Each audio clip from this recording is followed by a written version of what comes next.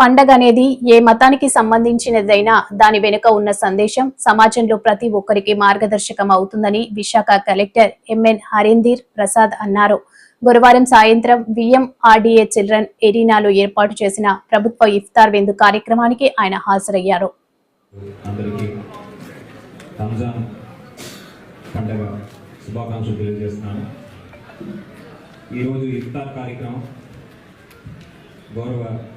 ముఖ్యమంత్రి వాళ్ళు ఆదేశాల మేరకు విశాఖపట్నం జిల్లాలో మన చిల్డ్రన్ అరీనాలో చేపట్టడం జరుగుతుంది.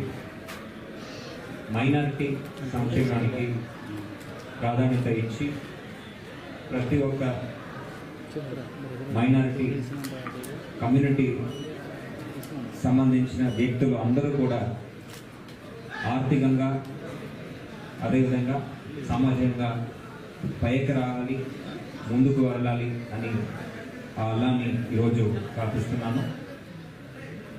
మన ప్రభుత్వం కూడా మైనారిటీ సంక్షేమం మీద ప్రత్యేక దృష్టి సాధించాలనే ఉద్దేశంతో ఎన్నో కార్యక్రమాలు తీసుకురాబోతున్నారు.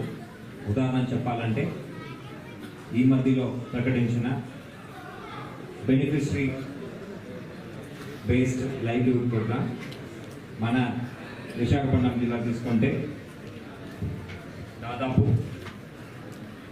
391 యూనిట్స్ మనకు బెనిఫిషరీ శాంక్షన్ చేయడం జరిగింది. 1,00,000 నుంచి 8 లక్షల వరకు 50% సబ్సిడీతో ఈ యూనిట్స్ అన్నీ కూడా 381 యూనిట్స్ అన్నీ కూడా గ్రౌండ్ చేయడం జరుగుతుంది. ఇది డెఫినెట్గా మైనారిటీ కమ్యూనిటీస్లో ఉన్న వారికి తోడుగా ఉంటుందని నేనైతే భావిస్తున్నాను. దాదాపు 6 కోట్ల విలువతో ఈ కార్యక్రమం మనం చేపట్టబోతున్నాము.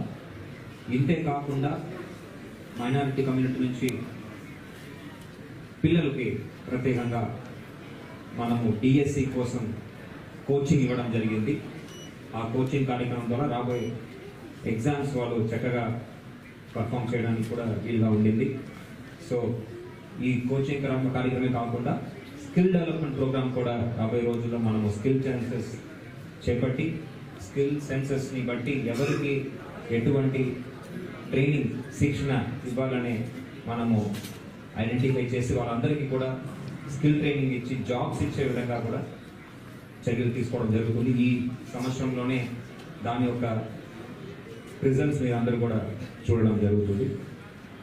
ఇంతే కాకుండా మనము వక్ఫ్ ప్రాపర్టీస్ అన్నిటినీ కూడా ప్రొటెక్ట్ చేయాల్సిన బాధ్యత ఉంది. అన్ని చోట్ల కూడా ఇవి కబ్జా కూడా అవుతున్నాయని ప్రభుత్వం చాలా సీరియస్గా తీసుకొని దీని మీద ప్రత్యేక శ్రద్ధ పెట్టి అన్ని ప్రాపర్టీస్ కాపాడాలని తహసీల్దార్స్కి అదేవిధంగా అర్బన్ ప్రాంతంలో అయితే జోనల్ కమిషనర్స్కి పోలీస్ శాఖ వారికి కూడా ప్రత్యేకంగా ఇన్స్ట్రక్షన్స్ ఇవ్వడం జరిగింది.